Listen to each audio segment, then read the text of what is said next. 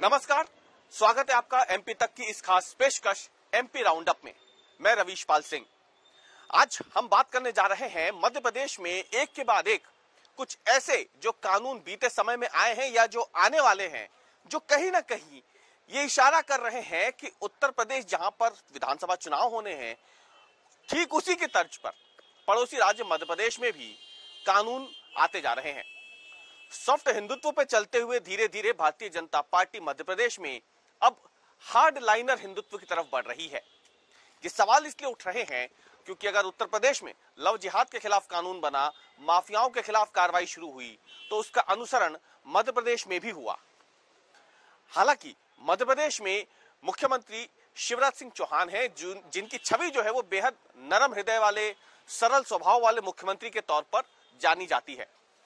लेकिन इस चौथे कार्यकाल में जो उन्होंने मार्च 2020 से संभाला है बतौर मुख्यमंत्री, उसमें शिवराज सिंह चौहान का एक अलग रूप देखने को मिल रहा है। अगर शिवराज सिंह चौहान बच्चों के बीच पहुंचकर बच्चे बन जाते हैं, लोगों से मिलते हैं, भावुक हो जाते हैं, तो वही शिवराज सिंह चौहान अब मंच पर सार्वजनिक रूप से माफिया को गाड़ देने की धमकी भी देते हैं। मंच से ही शिवराज सिंह चौहान अफसरों को डांट भी लगाते हैं। सिर्फ यही नहीं, बैठक के तुरंत बाद अगर किसी अफसर के खिलाफ कोई शिकायत है तो उस पर ऑन द स्पॉट एक्शन भी लेते हैं।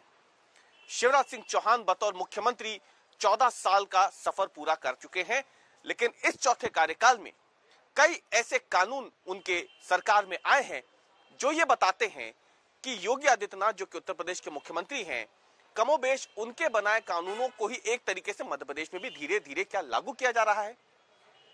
उत्तर प्रदेश में लव जिहाद का कानून बना, मध्य प्रदेश में भी लव जिहाद के खिलाफ कानून आ गया। माफियाओं के खिलाफ कार्रवाई उत्तर प्रदेश में शुरू हुई, माफियाओं के जो आशियाने हैं, ठिकाने हैं, उन्हें तोड़ा गया। मध्य प्रदेश में भी बड़े पैमाने पर माफियाओं के खिलाफ कार्रवाई हुई और कई जो गैंगस्टर हैं उनके ठिकानों को तहस नहस कर दिया गया। प्रशासन ने बुलडोजर चला के उसे तबाह कर दिया। करोड़ों की, हजारों करोड़ों रुपए की सरकारी जमीन को प्रशासन ने खाली करवाया मध्य प्रदेश में बीते इन 1.5 सालों में।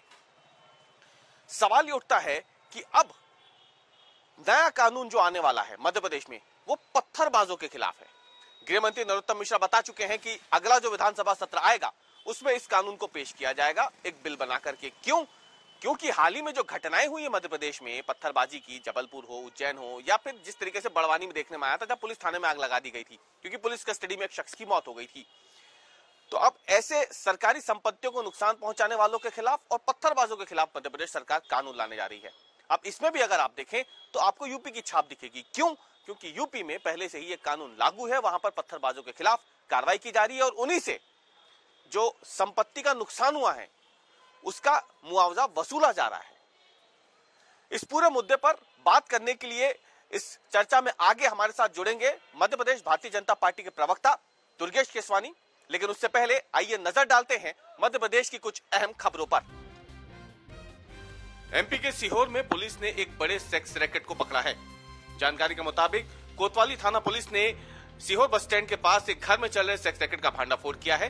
पुलिस ने यहां से 10 लोगों को गिरफ्तार किया है, जिनमें 4 लड़कियां हैं, 3 ग्राहक हैं और 1 ड्राइवर है। इसके अलावा एक संचालिका और एक महिला मैनेजर को भी पुलिस ने यहां से गिरफ्तार किया है। पुलिस ने दबिश के दौरान यहां से 28,000 से ज्यादा रुपए भी जब्त किए। बताया गया है कि लंबे समय से पुलिस को इस सेक्स रैकेट की सूचना मिल रही थी। इलाके के लोगों ने कई बार पुलिस से शिकायत की थी, जिस पर कार्रवाई करते हुए पुलिस ने देर रात छापामार कार्रवाई की। पकड़ी गई लड़कियों ने पूछताछ में बताया है कि वो भोपाल से आती थी और प्रति ग्राहक 500 रुपए लेती थी। मध्य प्रदेश के रतलाम जिले में एक परिवार के 3 सदस्यों की हत्या से पूरे इलाके में सनसनी फैल गई है। यहाँ पुलिस ने एक शख्स और उसके 2 बेटों के शव कुएं से बरामद किए हैं। बताया जा रहा है कि शव कुएं में एक मोटर से बंधे हुए थे। पुलिस को अब तक की तफ्तीश के दौरान इस बात के संकेत मिले हैं कि हत्या के बाद तीनों के शवों को रस्सी से बांधकर कुएं में फेंका गया है। सूचना मिलने के बाद पुलिस मौके पर पहुंची और तीनों शवों को कुएं से बाहर निकालकर पोस्टमार्टम के लिए भेज दिया है। सूचना पर फॉरेंसिक एक्सपर्ट और पुलिस के आला अधिकारी भी मौके पर पहुंचे हुए हैं। अभी तक शुरुआती तफ्तीश में इस ट्रिपल मर्डर में जमीनी विवाद की बात भी सामने आ रही है। जानकारी के मुताबिक 35 साल के किसान लक्ष्मण की खेत में लगी मोटर जल गई थी। मोटर को ठीक करने के लिए ही लक्ष्मण ने रविवार की सुबह उसे कुएं से बाहर निकाल कर रख दिया था। शाम को लक्ष्मण और उसके बेटे जब नहीं दिखे तो परिजनों ने और गांव के दूसरे लोगों ने उनकी तलाश शुरू की। कुएं के पास पहुंचने पर लोगों ने देखा तो वहां मोटर नहीं थी। इसके बाद शक होने पर कुछ लोग कुएं के अंदर उतरे तो कुएं के अंदर तीनों के शव पानी की मोटर से बंधे हुए दिखाई दिए। इस मामले में एसपी गौरव तिवारी ने कहा है कि सैलाना थाना पुलिस इस पूरे मामले की जांच में जुटी है। कुछ लोगों को हिरासत में भी लिया गया है। संभावना है कि जल्द ही इस हत्याकांड का खुलासा हो जाएगा। मध्य प्रदेश में भले ही पेट्रोल और डीजल की कीमतें अब कम हो गई हों, लेकिन इसके बावजूद कांग्रेस ने अब भारतीय जनता पार्टी की सरकार और मुख्यमंत्री शिवराज सिंह चौहान पर बड़ा हमला बोला है। पूर्व मुख्यमंत्री कमलनाथ ने सोमवार को ट्वीट करते हुए शिवराज सिंह चौहान से कुछ सवाल पूछे हैं और कहा है कि जब शिवराज जी मध्य प्रदेश में पेट्रोल डीजल की आसमान छूती कीमतों पर जनता कई महीनों से शोर मचा रही थी और आपसे राहत देने की मांग कर रही थी, तो उसको देखते हुए भी आपने कोई कार्रवाई नहीं की। लेकिन अब जब चुनाव में हार हुई है तो फिर पेट्रोल डीजल की कीमतें कम कर दी गई है। कमलनाथ ने कहा है कि उपचुनावों में देश की जनता ने भारतीय जनता पार्टी को सबक सिखाया और इसी का परिणाम था कि मोदी सरकार को पेट्रोल डीजल में एक्साइज ड्यूटी की कटौती करनी पड़ी। इसके बाद मध्य प्रदेश सरकार भी नींद से जागी और पेट्रोल डीजल पर वैट में 4% की कमी कर दी गई। कमलनाथ ने मुख्यमंत्री शिवराज सिंह चौहान से सवाल पूछा है कि इतने महीनों से आपको जनता का दर्द क्यों नहीं दिखाई दे रहा था और जब ऊपर से आदेश आया तभी जनता को राहत दी गई। कांग्रेस ने यह भी कहा है कि कांग्रेस सरकारें वैट कम नहीं कर रही है। भारतीय जनता पार्टी बार बार यही आरोप लगाती थी, लेकिन पंजाब की कांग्रेस सरकार ने पेट्रोल पर 10 रुपए और डीजल पर 5 रुपए की कमी कर जनता को मध्य प्रदेश से ज्यादा बड़ी राहत दी है। इसके अलावा छत्तीसगढ़ में पहले से ही मध्य प्रदेश के मुकाबले 5 रुपए प्रति लीटर सस्ता पेट्रोल मिल रहा है। ऐसे में भारतीय जनता पार्टी के नेता किस मुंह से बार बार कांग्रेस सरकारों पर सवाल खड़े कर रहे हैं? क्या यूपी की राह पर चल रहा है मध्य प्रदेश? इसी मुद्दे पर अब हमारे साथ बात करने के लिए जुड़ गए हैं मध्य प्रदेश भाजपा के प्रवक्ता दुर्गेश केसवानी। दुर्गेश जी, आपका एमपी राउंड अप में स्वागत है। सवाल यही है कि मध्य प्रदेश इतना बड़ा राज्य है, 14 साल के मुख्यमंत्री हैं शिवराज सिंह चौहान, फिर ये जो अब फैसले हो रहे हैं इनमें क्यों हमें कहीं ना कहीं यूपी की छाप दिख रही है? देखिए रवि जी, मुझे लगता है कि हमारी सरकारें, भारतीय जनता पार्टी की सरकारें, सबका साथ, सबका विकास, सबका विश्वास जो माननीय मोदी जी का मूल मंत्र है उस पे काम करती हैं। फिर चाहे उत्तर प्रदेश हो, चाहे मध्य प्रदेश हो, सभी सरकारें जनहित के काम करती हैं। अंतिम पंक्ति में बैठे अंतिम व्यक्ति तक कैसे इसका लाभ पहुंचे, कैसे सरकार की योजनाएं पहुंचे, इस पे हमारी सरकारें काम करती हैं। अब कहीं पहले कहीं बाद में इस चीज को हम सोच सकते हैं, पर अगर आप देखेंगे देश में अगर नर पिशाचों के खिलाफ अगर कोई कानून बना, फांसी की सजा बनी, दुष्कर्म जो बच्चियों के साथ करते थे, तो वो मध्य प्रदेश में बनी सबसे पहले, और उसका अनुसरण पूरे देश ने भी किया।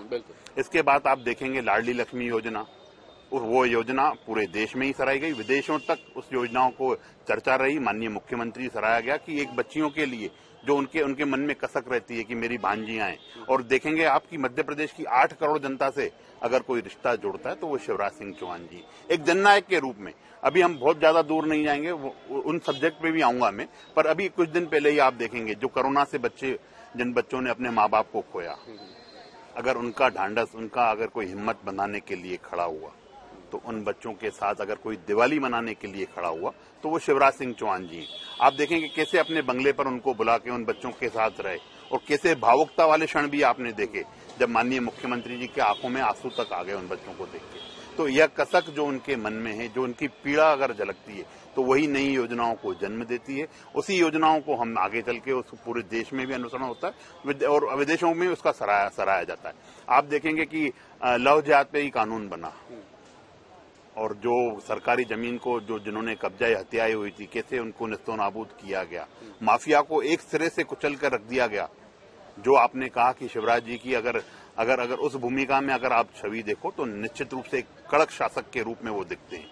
उन्होंने हर मंच से चेताया है उन गुंडे बदमाशों को। ये कड़क स्वरूप जो है, इससे पहले के कार्यकाल में शिवराज सिंह चौहान का क्यों नहीं दिखा? अभी ऐसा क्या हो गया है कि अचानक से शिवराज सिंह चौहान जो कि मामा थे, मामा अभी भी है, अभी हमने देखा उनका, वो शिवराज सिंह चौहान इतना गुस्सा क्यों करते हैं आप? देखिए, गुस्सा नहीं है। अगर अपराध करोगे, जो मध्य प्रदेश शांति का टापू है, जिस मध्य प्रदेश को शांति के रूप में जहां कानून का राज है, उसमें अगर कोई करेगा तो निश्चित रूप से मैं आपके चैनल के माध्यम से भी उनको चेताना चाहता हूं कि अब मध्य प्रदेश में श्री शिवराज सिंह चौहान जी की सरकार है।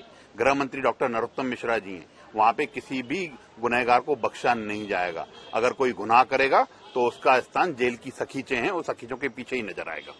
तो अगर हम ये माने कि ना माने फिर कि योगी की राह पर शिवराज सिंह चौहान चल रहे हैं? देखिए, प्रत्येक मुख्यमंत्री, प्रत्येक प्रदेश का अपना भूगोलीय जो नक्शा होता है वो सब अलग अलग होता है। कहाँ पे किस चीज की रिक्वायरमेंट है, हमारे प्रदेश में जो रिक्वायरमेंट है वो माननीय शिवराज जी निश्चित रूप से उसको देखते हैं, समझते हैं। जनता से फीडबैक आता है, जनता की मांग पर ही वो सब चीजें काम करती हैं। इसीलिए वो जननायक है, इसीलिए उनका 8 करोड़ जनता से सीधा संवाद है मध्य प्रदेश की। इसमें कोई दो राय नहीं है कि मुख्यमंत्री शिवराज सिंह चौहान का कनेक्शन जनता से बहुत ज्यादा बेहतर है। शायद मध्य प्रदेश के दूसरे किसी नेता में वो ऐसा अब तक देखने को मिला भी नहीं है। यही बात उनको अलग भी बनाती बाकी मुख्यमंत्रियों से। तो मेरा आखिरी सवाल अब आपसे यही है, बतौर मुख्यमंत्री, आप मध्य प्रदेश भाजपा के प्रवक्ता जरूर है, लेकिन बतौर मुख्यमंत्री अगर हम बात करते हैं तो योगी आदित्यनाथ के कामकाज को आप कैसे देखते हैं? पड़ोसी राज्य और आपका जल्दी विधानसभा चुनाव भी होने। देखिए, निश्चित रूप से माननीय योगी जी बहुत अच्छा कार्य कर रहे हैं, माननीय शिवराज जी अच्छा कार्य कर रहे हैं। पर इस अवसर पर अगर जब इतिहास लिखा जाएगा मध्य प्रदेश का, तो उसमें अगर शिवराज जी का नाम अंकित होगा तो जन कल्याण की योजनाओं के लिए उनका नाम इतिहास में दर्ज होगा।